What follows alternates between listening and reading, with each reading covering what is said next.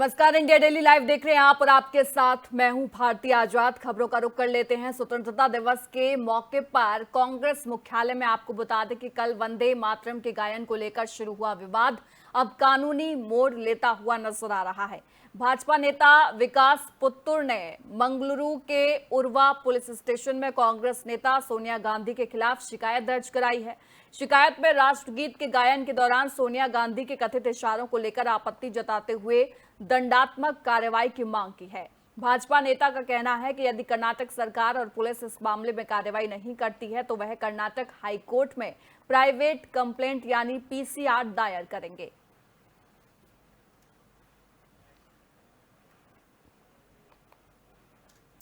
और अगली खबर आपको पश्चिम बंगाल के हावड़ा से बता रहे हैं, जहां पर नेता प्रतिपक्ष शुवेंदु अधिकारी ने वंदे मातरम विवाद को लेकर कांग्रेस पर तीखा हमला बोला है।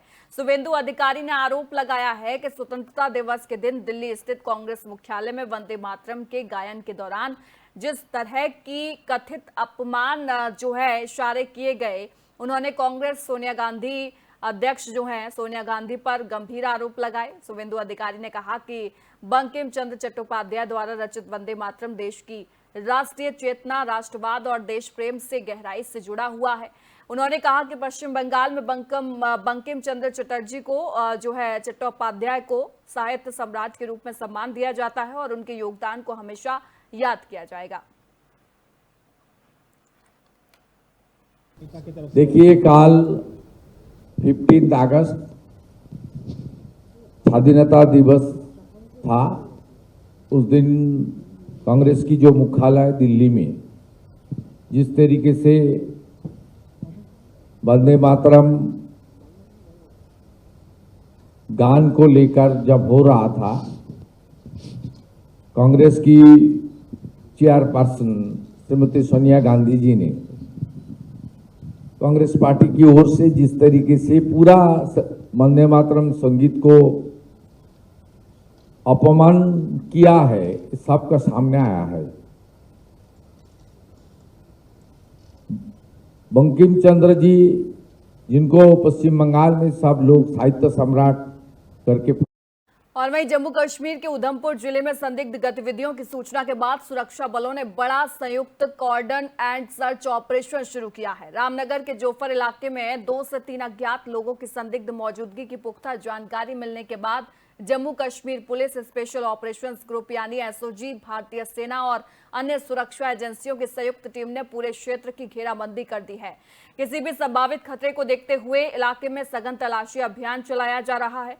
उधमपुर सियासी रेंज के डीआईजी और उधमपुर के एसएसपी समेत कई वरिष्ठ अधिकारी मौके पर मौजूद रहकर ऑपरेशन की निगरानी और समन्वय कर रहे हैं।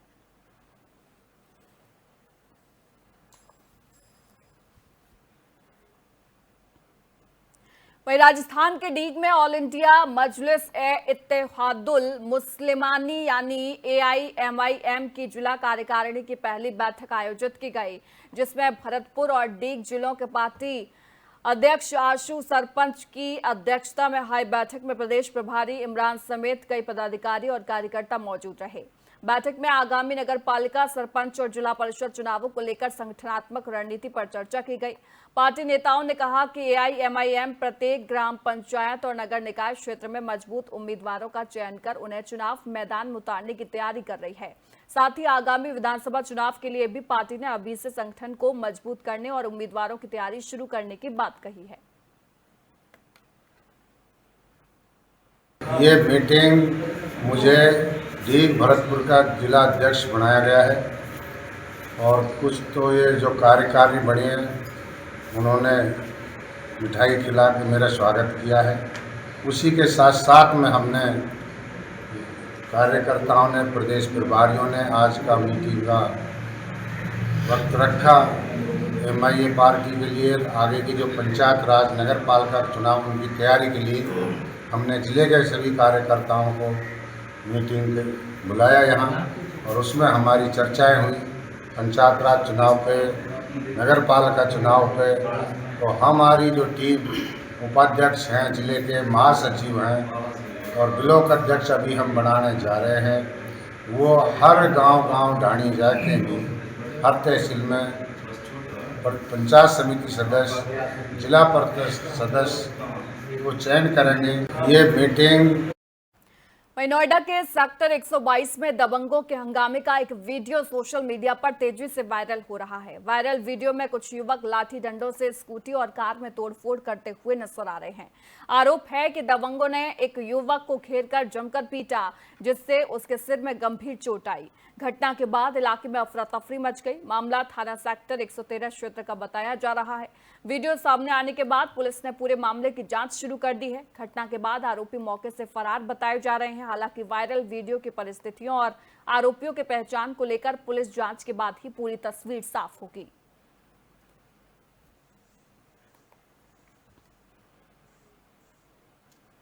और अगली खबर आपको कासगंज से बता रहे हैं, जहां पर स्वास्थ्य विभाग की कार्रवाई पर सवाल खड़े हो गए हैं। डीएम प्रणय सिंह के निर्देश पर अवैध संचालन के आरोप में श्री सिद्धि विनायक और सिद्धि विनायक अस्पताल समेत कौशल अल्ट्रासाउंड सेंटर को सील किया गया था। जांच के दौरान अस्पतालों में पंजीकृत डॉक्टर नहीं मिलने और अल्ट्रासाउंड सेंटर में कथित तौर पर अनधिकृत टेक्नीशियन से जांच कराए जाने की बात सामने आई थी।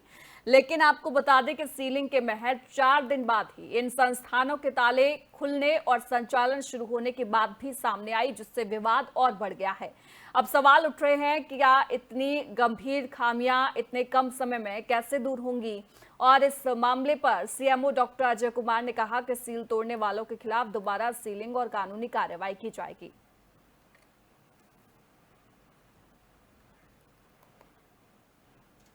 वहीं सीतापुर के रेउसा थाना क्षेत्र में रविवार सुबह एक बड़ा सड़क हादसा होते होते टल गया। सोनावा गांव के पास सड़क पर बने गड्ढे से बचने के लिए आपको बता दें कि प्रयास में एक प्राइवेट यात्री बस अनियंत्रित होकर खेत में पलट गई। आपको बता दें कि बस तंबौर से यात्रियों को लेकर लखनऊ जा रही थी। हादसे के बाद बस में सवार यात्रियों में चीख पुकार मच गई। मौके पर पहुंचे ग्रामीणों ने बस में फंसे यात्रियों को बाहर निकाला। हादसे में 4 यात्रियों को मामूली चोटें आई, जिन्हें प्राथमिक उपचार के बाद घर भेज दिया गया। गनीमत रही कि इस दुर्घटना में कोई गंभीर रूप से घायल नहीं हुआ।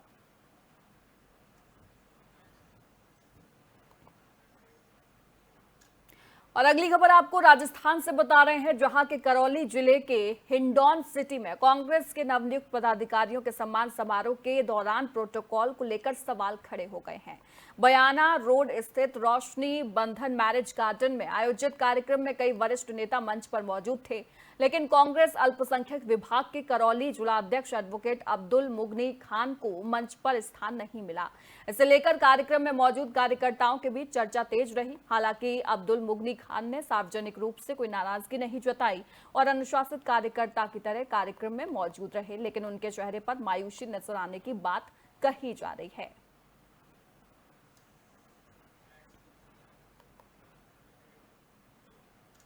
और अगली खबर आपको महाराष्ट्र से बता रहे हैं, जहां के नाला सुपारा में केक खाने के बाद 11 लोगों के बीमार पड़ने का मामला सामने आया है। सभी प्रभावितों के उपचार के लिए आपको बता दें कि विजयलक्ष्मी अस्पताल में उनको भर्ती कराया गया है।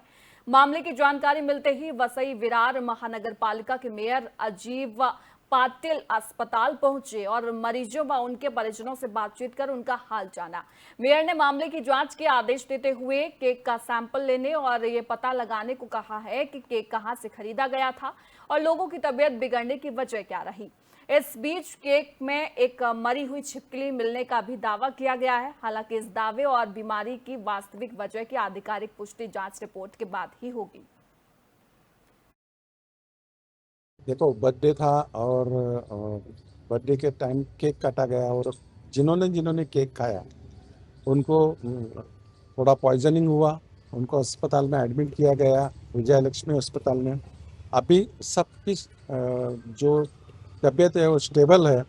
मुझे ऐसा लग रहा है कि कॉरपोरेशन इसके ऊपर ध्यान रख के पुलिस भी इंक्वायरी कर रही है और फूड एंड ड्रग्स वाले भी इसमें ध्यान रख रहे हैं और उन्होंने भी जो भी इन्वेस्टिगेशन करना है वो कर रहे हैं।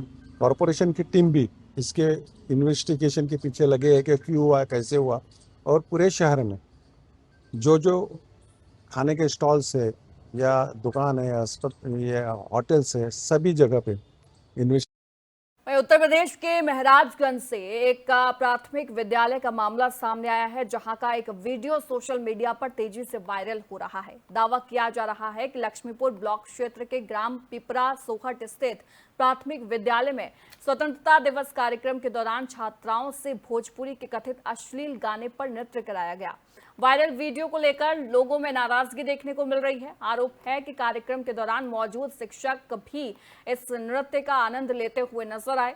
सरकारी विद्यालय जैसे शैक्षणिक परिसर में इस तरह के गीतों के इस्तेमाल को लेकर सोशल मीडिया पर अब सवाल उठाए जा रहे हैं।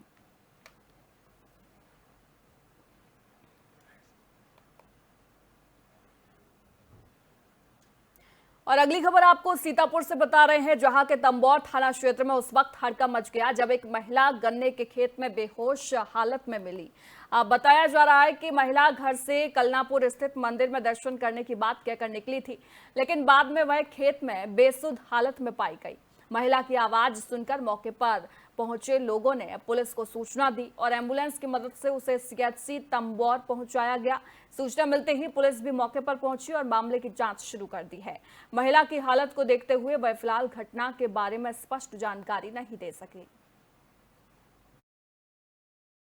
मिश्रा बजरंगी विभाग मंत्री राष्ट्रीय बजरंग दल, कल रात्रि 8:30 बजे एक सूचना प्राप्त होती है कि 24 वर्षीय लड़की जिसकी शादी हो चुकी है सुल्तानापुर के आगे गन्ने के खेत में पड़ी मिली है, जो कि उसको शायद नशीला पदार्थ कोई दिया गया होगा और वो चिल्ला रहे थे कि हमको पानी दीजिए, हमको बचा लीजिए। कार्यकर्ताओं के द्वारा सूचना दी गई तो हमने तत्काल मौके पर कार्यकर्ताओं को भेजा। हमने कहा उसको गन्ने से बाहर निकलवाइए। तत्काल हमने 112 डायल करी। एम्बुलेंस को मैंने कॉल किया, तुरंत हम लोग पहुंच के एम्बुलेंस से लेकर उसको हॉस्पिटल आए। उसका इलाज हुआ। इलाज के दौरान पता चला कि वो लड़की ऊंच गांव की निवासी है। सीनू मिश्रा बजरंगी विभाग मंत्री राष्ट्रीय बजरंग दल, कल रात्रि 8:30 बजे एक सूचना प्राप्त। और अगली खबर आपको वाराणसी से बता रहे हैं, जहां के चोलापुर में 5 वीर शहीदों के सम्मान को लेकर पूर्वांचल किसान संगठन ने आंदोलन तेज करने का ऐलान किया है। संगठन की प्रमुख मांग है कि चोलापुर शहीद स्मारक के निकट 101 फीट ऊंचा राष्ट्रीय ध्वज स्थापित किया जाए। संगठन अध्यक्ष अजीत सिंह धोबी का कहना है कि यदि मौजूदा स्थान पर तकनीकी या प्रशासनिक कारणों से तिरंगा लगाना संभव नहीं है तो सरकार वैकल्पिक स्थान उपलब्ध कराए। संगठन ने 17 अगस्त के शहीदी दिवस पर 5 शहीदों को राजकीय सम्मान, उनके नाम पर संग्रहालय, गोला कटारी से चोलापुर तक सड़क को शहीद पथ घोषित करने समेत 5 प्रमुख मांगे रखी गई हैं। और आपको बता दें कि संगठन ने 15 सितंबर तक कार्रवाई का इंतजार करने और समाधान न होने पर 30 सितंबर से शांतिपूर्ण जन आंदोलन शुरू करने की चेतावनी भी दी है। मेरा नाम अजीत सिंह धोबी है, मैं पूर्वांचल किसान संगठन का अध्यक्ष हूँ। क्या मामला है चोलापुर से? देखिए, मामला तो आप सभी लोगों को पता ही होगा कि जिले का एकमात्र शहीद स्मारक जो 1942 के दौरान, मैं बता रहा हूँ आपको, वहाँ का जो इतिहास है, 1942 में अंग्रेजों भारत छोड़ो जो गांधी जी का एक नारा था, उसे प्रेरित होकर उस नारे से 5 वीर सपूतों ने अपने प्राणों को निछावर कर दिया। कैसे प्राण उनका गया, कैसे वो शहीद हुए, इस पे जरा इतिहास पे गौर करने की बात होगी कि जब वो चोलापुर थाने के पास पहुंचते हैं 5 वीर सपूत, तो वहां पे चोलापुर थाने का गेट को तोड़ते हैं और वहां पे अंग्रेजों का झंडा लगा हुआ था। उन्होंने बोला जब ये जमीन हमारा है, ये देश हमारा है, तो ये अंग्रेजों का झंडा इस पे कैसे फहर रहा है। उन्होंने अंग्रेजों के झंडे को उतारा, फाड़ा और जला दिया। और जब देश का अपना तिरंगा फहरा रहे थे, उसी समय अंग्रेजों की कायर फोर्स ने उनको गोली मार दिया। वो 5 वीर सपूत जो है शहीद हुए।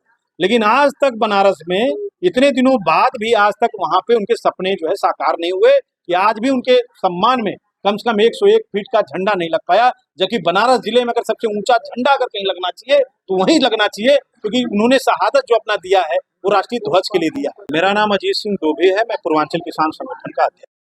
सिद्धार्थनगर जिले के डुमरियागंज विधानसभा क्षेत्र में देशभक्ति के रंग में रंगी भव्य तिरंगा यात्रा निकाली गई। शहरी चौराहे से जिला सहकारी बैंक लिमिटेड के अध्यक्ष कुंवर विक्रम सिंह की अगुवाई में शुरू हुई यात्रा डुमरियागंज चौराहे होते हुए करीब 15 किलोमीटर का सफर तय कर संपन्न हुई। इस दौरान हजारों मोटरसाइकिल सवार हाथों में तिरंगा लेकर यात्रा में शामिल जो है लोग हुए।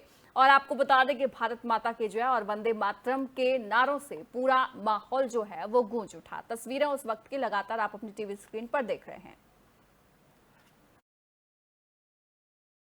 तिरंगा यात्रा सरस्वती देवी कन्या इंटर कॉलेज से डुमरियागंज मंदिर चौराहा होते हुए वापस आके हम लोग जो है यहाँ पे शहरी कन्या इंटर कॉलेज पे इसका समापन किए हैं। और इसका उद्देश्य यही है, देश की स्वतंत्रता को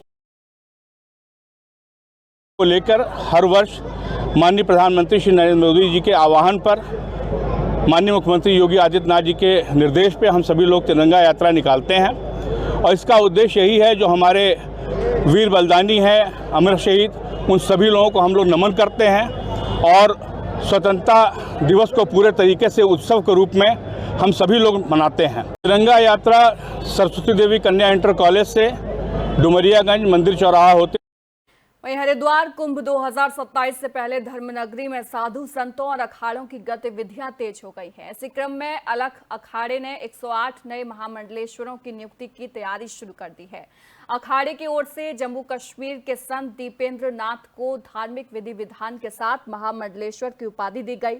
इस दौरान चादर विधि भी संपन्न कराई गई। अखाड़े की महामंडलेश्वर हर्षिता गिरी ने बताया कि सामाजिक और सनातनी परंपराओं को आगे बढ़ाने के उद्देश्य से फिलहाल 4 महामंडलेश्वरों की ताजपोशी की गई है। उन्होंने कहा कि हरिद्वार कुंभ 2027 से पहले कुल 108 नए महामंडलेश्वर नियुक्त किए जाने हैं और बाकी संतों की ताजपोशी भी जल्द की जाएगी। पहले तो शिवनाथ जी को अलग आदेश, माँ भगवती काली को अलग आदेश, बाबा काल भैरव को अलग आदेश। जैसे कि आज जो भी महामंडलेश्वर बना हूँ, अपने गुरुवर श्री दिनेश्वर महाराज और गुरु माँ योगी श्रद्धानाथ के आशीर्वाद से और अखाड़े के आशीर्वाद से बना हूँ। और मेरा जो भी है, सबसे महामंडलेश्वर बनने के बाद लव जिहाद, गो रक्षा, ठीक है, सनातन सत्यता के ऊपर पूरी तरह से फिलहाल इस बुलेटिन में इतना ही। देश और दुनिया की तमाम खबरों के लिए आप देखते रहिए इंडिया डेली लाइव। नमस्कार।